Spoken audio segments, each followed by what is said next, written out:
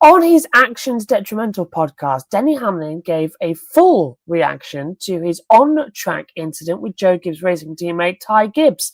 Now, during the second stage of last Sunday's NASCAR Cup Series playoff race at New Hampshire Motor Speedway, 3 JGR drivers were battling hard for position. Hamlin got very frustrated with Gibbs as the two teammates made contact. Now, with Hamlin sending Gibbs into the wall and ending his race. This incident nearly collected a third JGR driver, Christopher Bell. Now, on the radio, Hamlin was furious and asked if Gibbs knew that the number 11 Toyota was racing for a championship, wondering why the 22-year-old was racing him so aggressively. If JGR was afraid to talk to him, and added that he would think Gibbs wanted to see a JGR car win the title since his name is on their team's building. After the wreck, Gibbs came on the radio and said, "Game on." When Hamlin recorded his weekly podcast on Monday morning before the team's afternoon competition meeting, he urged team leadership to get involved and tell them how they want the teammates to race each other. Now, he said JGR needed to tell them what to do, and he was willing to follow their playoff racing rules. Now, in the past, Hamlin said team owner Joe Gibbs told the drivers that if you're in a non-playoff car, then cut your teammates in the playoff a break whenever you can. However, when interviewed after the race, Joe Gibbs said he felt it was for the best for the drivers to handle this amongst themselves.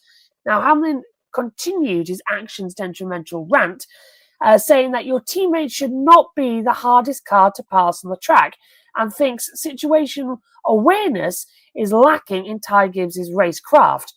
The long-term JGR veteran insisted that he didn't intentionally wreck his younger teammate, but got frustrated with the aero blocking and wanted to simply move Gibbs out of the way, but accidentally spun him out. The link to this podcast is in the video description below, and the photo taken by Meg Oliphant from Getty Images. Now, in case you're wondering how Gibbs is feeling about the incident, this is a post from his Instagram story pointing at the comments Kevin Harvick made on his own podcast as well, seemingly in agreement with Harvick's take there as well. Now, Harvick said the contact between the JGR teammates could be the moment that Hamlin lost this year's championship because it creates an unnecessary distraction and divides the team at the shop. Well, it was drama, and now you on the call with that, the same as us.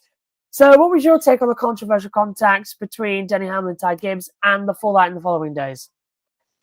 Well, this is the big story in NASCAR, isn't it, this week? And it's, as I said on Sunday, in the aftermath of this, add it to the list of things that have cost Denny Hamlin a championship. Loose wheels, speeding penalties, crashes, power steering failures, getting involved with a teammate unnecessarily. It was stage 2 of the first race of a round, racing for a 12th place. It's just so unnecessary. So on all parties, so unnecessary. Denny tried the old Dale Earnhardt. I didn't mean to wreck him. I just meant to ruffle his feathers or whatever it was he said to Terry Labonte all those years ago. Adam's in the comments. I'm sure he'll remind us at Bristol. But ended up spitting him out, and then Ty comes on and does the game on thing, and then in his frustration crashed again and broke the suspension. Coming out of turn 2 and then was retired. I'm going to burn a knot. We'll get to hots and nuts later. Going to burn a knot now. Kim Coon's questioning of Ty Gibbs outside the medical centre was trash, absolutely awful. Just trying to do their typical NBC thing of completely grabbing both hands on the spoon and stirring the controversy pot. But it seems to have worked because now we're talking about it in these ways. And Denny, obviously, there, I'm yet to listen to this podcast. It's on my list of things to do tomorrow. Not holding back, it seems, on his side of things. I hope it would have been nice if they'd done a review after the competition meeting. And this is now we've talked about it. Now we can tell you about this. But maybe they'll talk about that on next week's show after Kansas. So I don't know if this is going to be an on-running thing. Ty's obviously upset, but what I will say is, don't forget a couple of years ago, Ty Gibbs was out racing for himself at Martinsville in that Xfinity playoff race and cost Brandon Jones a chance to go to the championship race in the very last corner of the very last lap completely unnecessarily and caused a huge accident with everybody piling in behind.